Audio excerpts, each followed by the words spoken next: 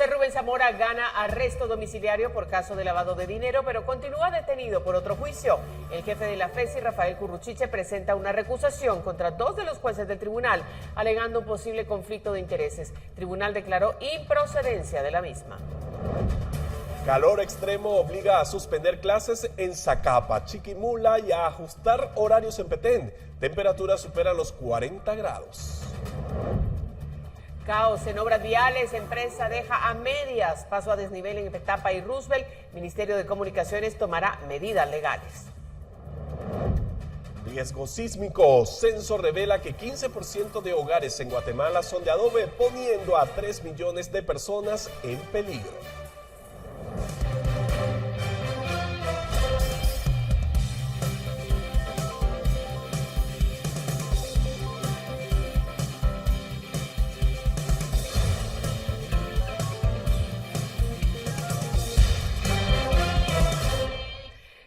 Qué gusto saludarlo a esta hora en la emisión estelar de Noticiero Guatevisión. Nosotros estamos ya listos, preparados. Alberto ya se reincorporó después de un par de días, pero además con una nueva parrilla que lo acompaña también, y a usted por la señal de Guatevisión, Alberto. Buenas noches para ti, Mara Luis, y para todos en casa. Así es, toda una familia y todo un equipo de Guatevisión felices por el estreno de 2 extraordinarios programas que le deseamos lo mejor tanto a Enredos, que ahora será a partir de las 5 de la tarde, Auténtica, 7 de la noche, Impacto Directo el próximo lunes, también se estrena a partir de las 18 horas, que será parte de Noticiero Guatevisión, pero más que felices, de verdad, por esta nueva etapa que inicia el Noticiero Guatevisión. Una nueva etapa, pero que también se confirma con el compromiso que siempre hemos tenido de informarle. Así es que vamos de inmediato a las noticias.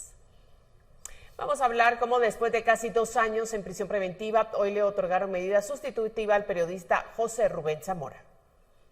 El Tribunal Noveno de Sentencia otorgó hoy prisión domiciliaria a José Rubén Zamora en el caso por lavado de dinero, por considerar que no existe riesgo de fuga ni de obstrucción. Ese peligro se tiene por desvanecido por el arraigo que cuenta la persona del señor procesado, José Rubén Zamora. Esto no es una simple manifestación del antojadiza del tribunal, sino que hay elementos de convicción que le llevan a determinar este desvanecimiento de este peligro. Sin embargo, el sindicato podrá gozar de la medida con ciertas restricciones que son: prohibición de salir del país, firmar cada 15 días un libro de asistencia en el Ministerio Público, no podrá comunicarse con implicados en el caso y el pago de 30,000 quetzales de fianza.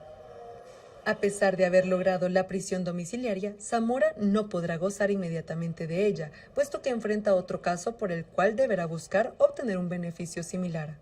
Con imágenes de Óscar Vázquez, reportó para Noticiero Guatevisión, Luisa Laguardia. Para evitar que el periodista lograra la medida sustitutiva, el jefe de la FESI, Rafael Curruchiche, presentó una recusación contra 2 juezas del tribunal que llevaban el caso de Zamora. A continuación, los detalles del tema.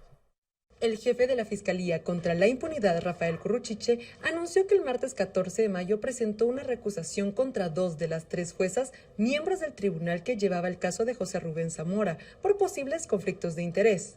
La Fiscalía argumentó que las 2 juezas forman parte de la Asociación de Jueces por la Integridad, la cual, según sus declaraciones, podría estar recibiendo financiamiento de la ONG Cyrus R. Vance Center para el fortalecimiento de la libertad condicional del periodista guatemalteco.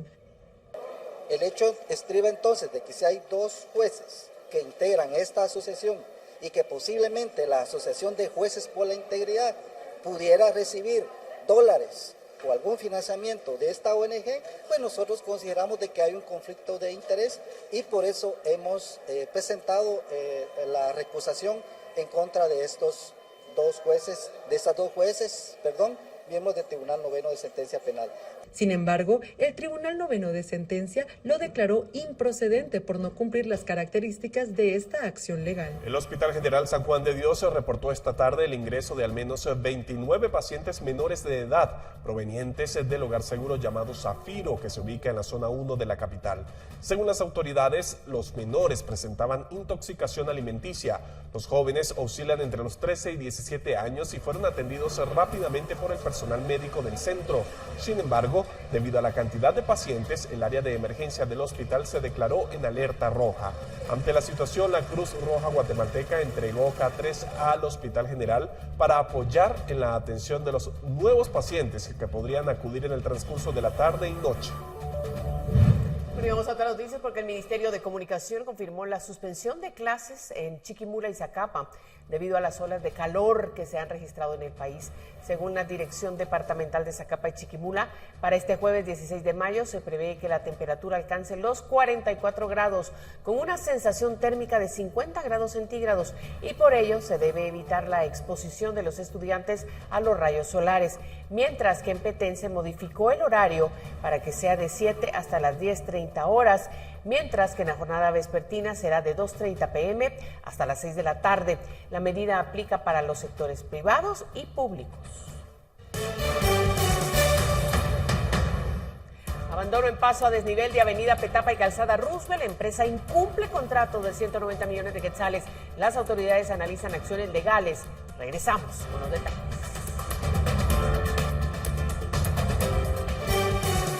Tenemos más información. Las obras del paso a desnivel de la avenida Petapa y de la calzada Roosevelt se encuentran abandonadas. Según el Ministerio de Comunicaciones, la empresa incumplió con la entrega y ahora se analizan las acciones legales a tomar.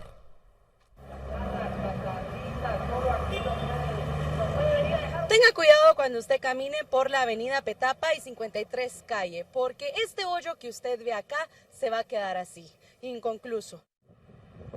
La razón, la empresa SEPCO, que era la que desarrollaba la obra, decidió abandonar los trabajos bajo el pretexto que no tenían la liquidez suficiente para continuar la construcción. Su representante legal, Mario Alejandro Ceballos Sosa, obtuvo varios contratos con esa compañía, con la cual facturó 190 millones de quetzales durante la administración de Alejandro Yamatei.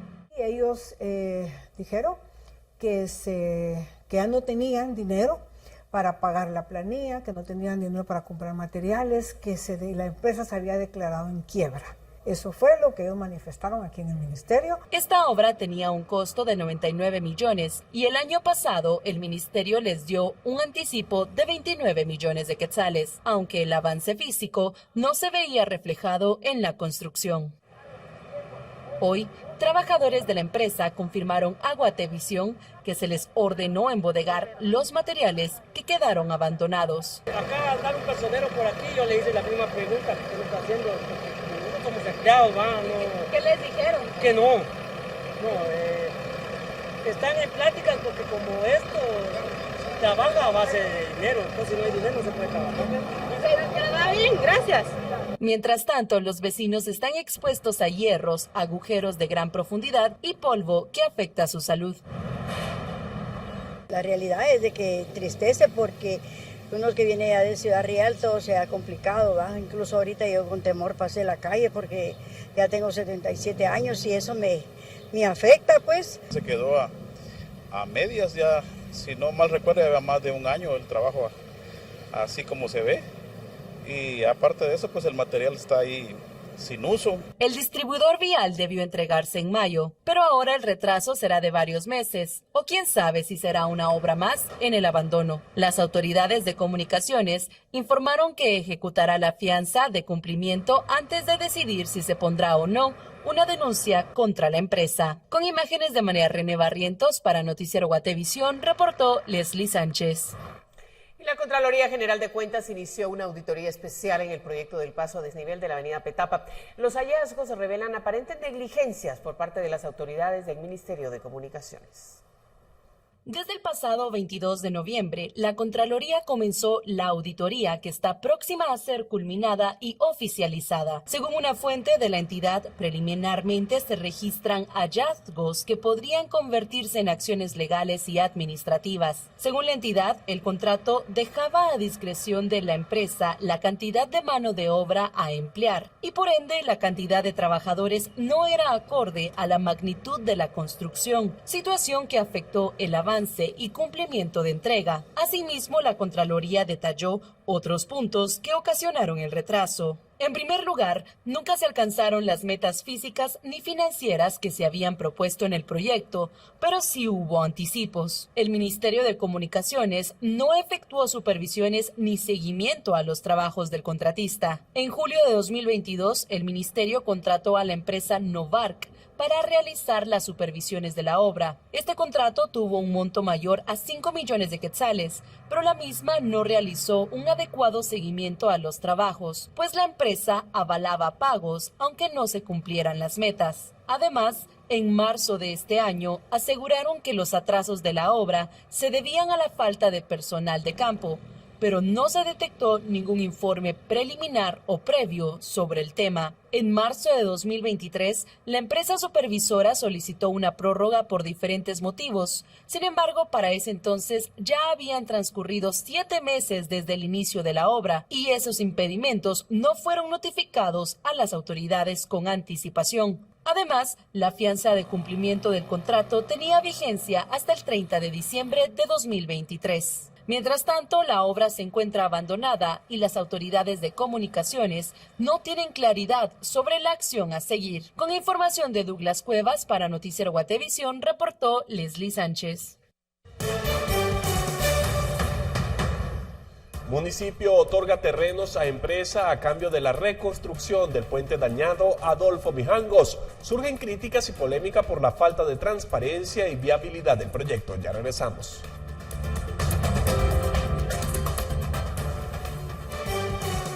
Continuamos con más información. El Consejo Municipal de la capital ha otorgado terrenos para la construcción de una carretera privada a cambio de la reconstrucción del puente Adolfo Mijangos, que fue dañado por un tráiler el 17 de febrero pasado.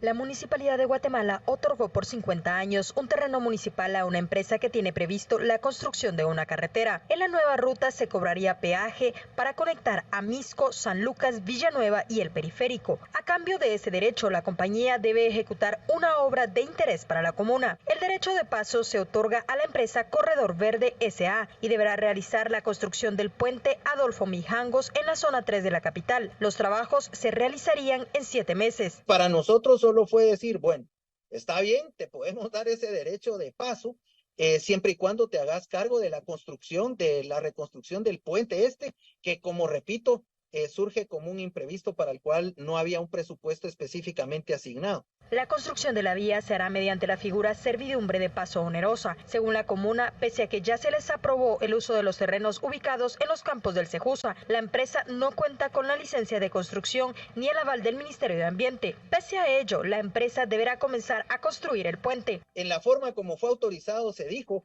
que desde que se vaya a construir, todo documento que el constructor vaya a desarrollar los planos.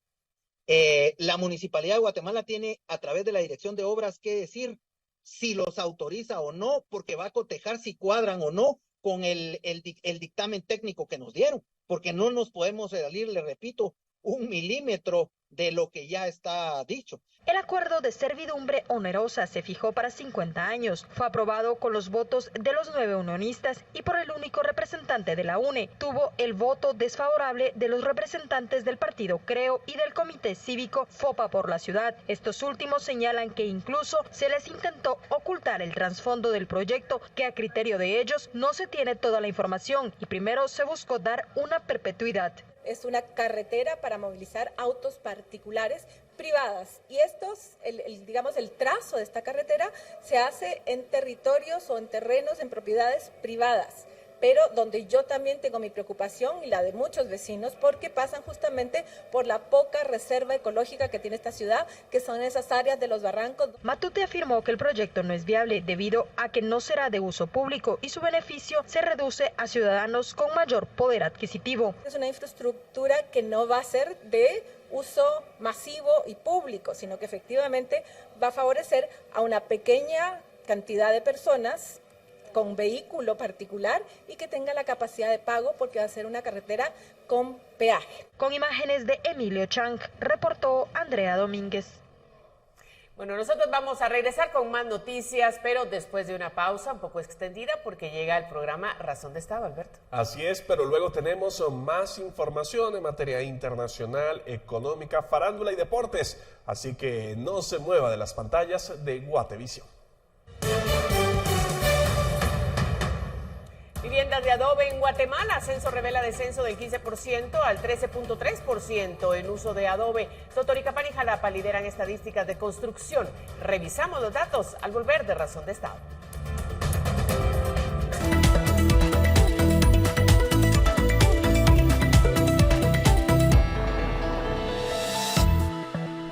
Bueno, aquí estamos de regreso, agradeciendo que estén a sintonía de Guatevisión porque hay más noticias, pero están a cargo de Paula Osaeta. Eso significa de que llegó el momento de que hablemos de dinero. Paula, te saludamos. Buenas noches.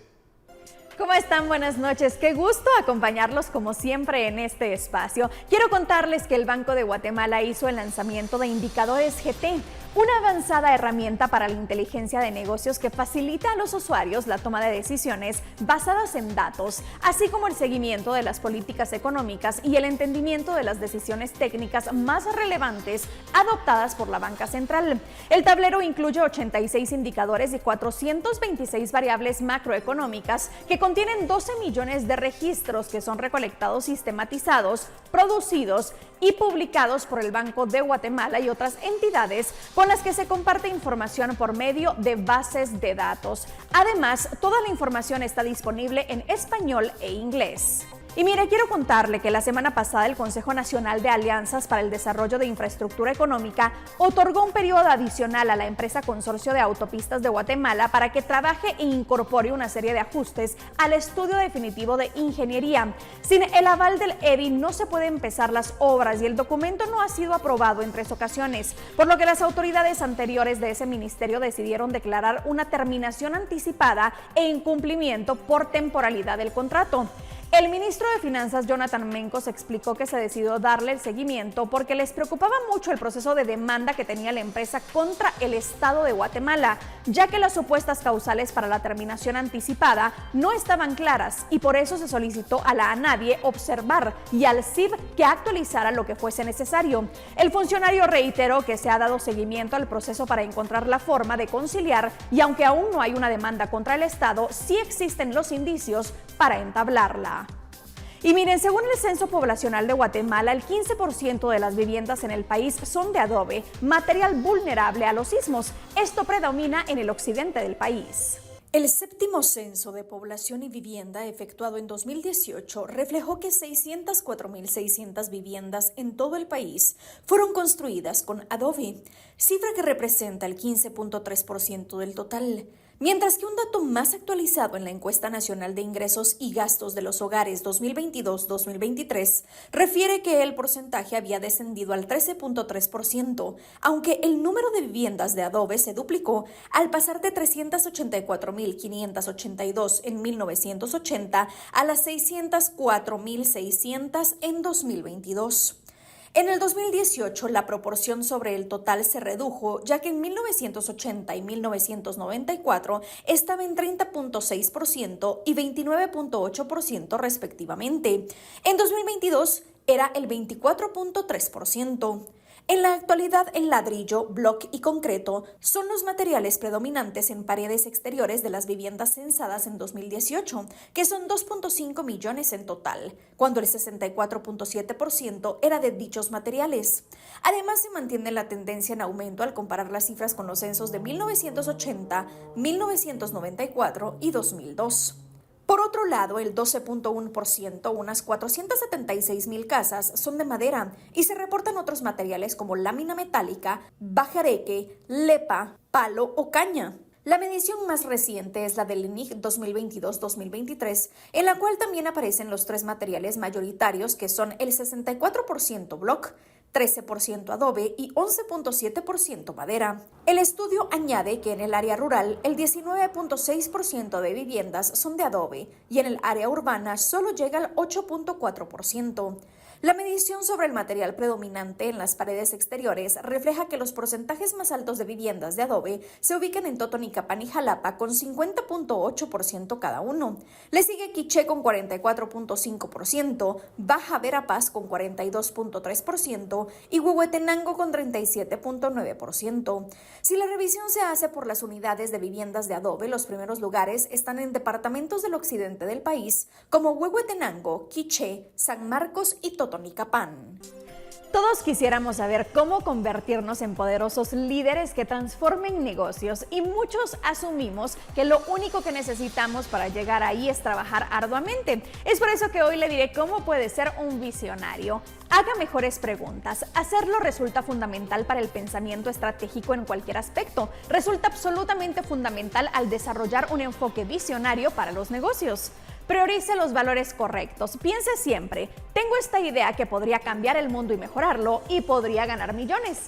Así está entrando en un ámbito diferente. Priorice el valor que puede agregar, no solo el dinero que puede ganar. Los visionarios ven más allá de la multitud y de las normas, ven más allá de las negativas, ven la oportunidad de transformar la línea de ensamblaje o construir la mejor computadora personal del mundo y van por ella. Piense si es visionario o no, todos pueden serlo, solo necesita ajustar su mentalidad a un enfoque basado en valores. Nos vemos mañana con más en Hablemos de Dinero.